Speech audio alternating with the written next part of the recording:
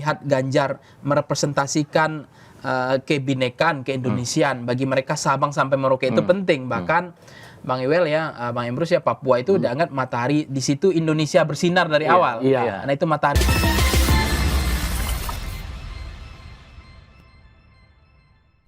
Cawe-cawe bersama Iwal Sastra, kampanye politik sudah dimulai. Hari ini kita akan ngobrol-ngobrol, kita cawe-cawe tentang kampanye politik ini, strategi dari Capres dan Cawapres dengan timnya seperti apa. Dan cawe-cawe sudah mendatangkan narasumber yang luar biasa. Di sebelah kanan saya Terima kasih. pakar komunikasi politik kita, Emrus Siombing. Terima kasih juga atas undangannya, Bang Iwal. Luar biasa.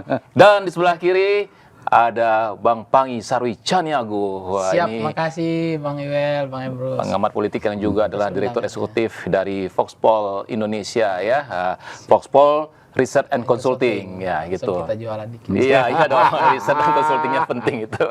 Akrab panggil dengan Bang Iwel paham dengan selera. Tahu dia. Bang Ipang ya. Bang Ipang ya. Oke, ini udah mulai nih Pak Emrus, Ya. Bang Ipang udah dimulai nih kampanye. Dan Betul. menariknya di hari pertama itu ya, Anies ke Tanah Merah, kemudian Ganjar dan Mahfud itu bagi-bagi tugas, ada yang ke Sabang, ada yang ke Merauke gitu ya. Sementara Prabowo memilih bertemu dengan Presiden Jokowi, ya ada pertemuan lah ya, mungkin ada pertemuan yang sangat penting sekali di Istana Bogor. Sementara wakilnya Gibran memilih masuk kantor di hari pertama kampanye. Dari Pak Emrus dulu, melihat dari ketiga para paslon ini. Baik, karena ini adalah kampanye sangat singkat sekali ya.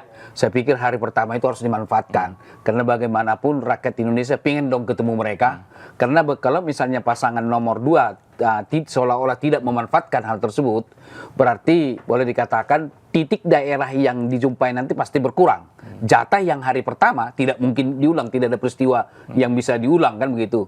Nah kemudian kalau kita bicara komunikasi pemasaran politik gitu ya, bahwa orang yang pertama itu lebih direspon orang daripada yang mengikuti. Nah kita lihat dua kandidat ini, yaitu paslon nomor 3 dan nomor 1, saya pikir mereka lebih siap. Dan secara lambang komunikasi nonverbal, bahwa mereka yang tidak kampanye hari pertama bisa dimaknai ketidaksiapan. Karena apa? Karena mereka tidak melakukan kesempatan itu di waktu yang sangat singkat tersebut. Nah kemudian yang paling menarik adalah bagaimana pasangan nomor 1, bagus sekali saya menurut pandangan saya. Karena kenapa? Mereka bagi-bagi tugas di daerah, wilayah yang boleh banyak pendukungnya. Saya kira Anies Baswedan kan Gubernur DKI Jakarta. Tentu dia ingin memaintain itu dulu, atau untuk mendekati mereka lagi gitu ya. Kemudian saya melihat Caimin ke daerah Jawa Timur ya. Jawa Timur saya kira di sana basis mereka juga. Jadi ini suatu strategi bagaimana mereka merangkul daripada suara yang menjadi boleh dikatakan tanda kutip diduga menjadi lumbung suara mereka.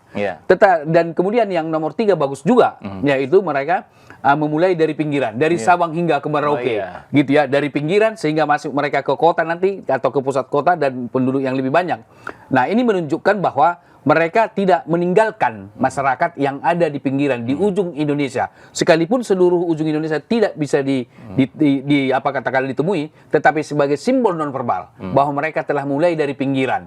Nah, ini sebagai simbol nonverbal yang disampaikan kepada publik bahwa mereka juga peduli dengan masyarakat yang ada dimanapun mereka berada. Baru nanti mereka akan bergeser kepada ke kota-kota, ke penduduk yang lebih sentral atau lebih pusat gitu ya. Saya kira 3 pasangan ini menurut pandangan saya, izinkan saya memberikan evaluasi bahwa 2 pasangan nomor 1 dan nomor 3 memanfaatkan secara optimal kesempatan ini, sementara pasangan nomor 2 saya pikir bisa persepsi publik memaknai bisa macam-macam. Salah satu yang dimaknai adalah bahwa menunjuk karena Prabowo bertemu dengan Presiden Jokowi, kita tidak tahu apa yang dibicarakan gitu ya. Tetapi mereka berdua kan para politisi. Presiden Joko Widodo indirectly kan mendukung. Tidak lepas dari pembicaraan mereka juga terkait dengan hal pencalonan tersebut. Dan kemudian bisa dimaknai juga bahwa melakukan kampanye pada hari pertama bisa dimaknai publik sebagai belum siap secara persiapan, karena bagaimanapun setiap kesempatan kan harus digunakan seefektif mungkin, demikian. Atau bisa gini nggak Pak Emrus ya, kalau istilah anak muda itu ya Wallace tuh slow aja nih pasangan nomor 2 dari pertama. Mungkin karena ada rasa percaya diri. Ya udahlah, biar yang lain dulu. Pokoknya kita nanti. Kalau kita bicara profesionalis, gitu ya, saya kira tidak ada sesuatu yang menonjol dari 3 kandidat. Misalnya anggaplah polling misalnya atau katakanlah elektabilitas, tidak begitu jauh. Kecuali memang pasangan nomor 2 ini, yaitu Prabowo dan Gibran berada pada elektabilitas misalnya 45 atau 50%, bisa percaya diri. Kan ini berlomba-lomba dan kemudian kita lihat hasil surveinya, lain pelaku survei, lain yang menang pula. Jadi artinya kita ragukan juga. Jadi belum waktunya lah kalau dikatakan ya slow, saya kira enggak lah ya. Jangan ngomongin pelaku survei. Ini ada pelaku survei juga. Kalau beliau pelaku survei yang bagus, yang idealis gitu ya, tidak bisa dibeli gitulah. Pertanyaan sama nih buat Bang Ipang juga nih dengan kampanye hari pertama. Ada yang udah mulai ke daerah, ya, ada yang kemudian belusukan, ada yang tetap ngantor, ada yang tetap pertemuan atau meeting gitu. Iya, Bang Wel, saya sepakat dengan Bang Emrus ya. Biasanya kita jarang sepakat ini, tapi kali ini sepakat ya. Artinya memanfaatkan waktu yang maksimal mungkin ya. Jadi kalau dikatakan tadi bahwa mereka terlalu percaya diri, memang terlihat level confident mereka itu sangat percaya diri. Sehingga waktu kampanye 2 bulan ini kan waktu yang bukan pendek, yang tidak panjang kan, jadi sangat singkat sekali, dan titik-titik yang akan dikunjungi di Indonesia itu kan bukan 1 titik 2 titik, ini kan provinsi, dan dia harus datang, menyapa, menyalami, say hello, face to face, kontak mata, kontak batin, bertemu langsung dengan rakyatnya. Karena kan namanya fitur demokrasi kita di dalam kampanye politik ataupun kampanye pemilu secara permanen kan yang lebih penting itu adalah face to face. Betul. Sejauh ini kan fitur itu tidak ada yang bisa menggantikan, tidak bisa baliho, tidak bisa spanduk, tidak bisa termasuk podcast ini, termasuk pertemuan di media. Dan acara-acara konversi pers tidak bisa menggantikan yang namanya face to face. Artinya bertatap muka, menyalami, menyapa, bertemu secara langsung dengan rakyat. Nah, pertanyaannya kenapa mereka begitu tidak terlalu penting bagi mereka ini? Di awal ini mereka memberikan makna kesan ketemu di istana. Kemudian yang namanya Gibran berkantor ke kantor wali kota. Katanya alasan belum ada izin cuti dan seterusnya. Jadi mereka meremehkan betul gitu. Karena mereka memang merasa percaya diri bahwa mereka akan menang gitu. Nah, ini yang menurut saya sesuatu yang dimulai dengan kesombongan begini juga akan belum tentu hasil endingnya baik kan. Artinya sementara calon lain ini bagi mereka hari pertama ini begitu penting. Ini ada titik awal misalnya Anies ketemu sungkem sama orang tuanya dulu. Itu kan melihatkan bahwa ini memang pertarungan yang sulit, serius gitu. Begitu juga Caimin misalnya bertemu orang tua sungkem dan ketemu ke basis wilayah yang jadi bukan battleground menurut saya, zonasi wilayah pertempuran primer yaitu Jawa Timur kan. Dan dia langsung datang bertemu dengan masyarakat di sana.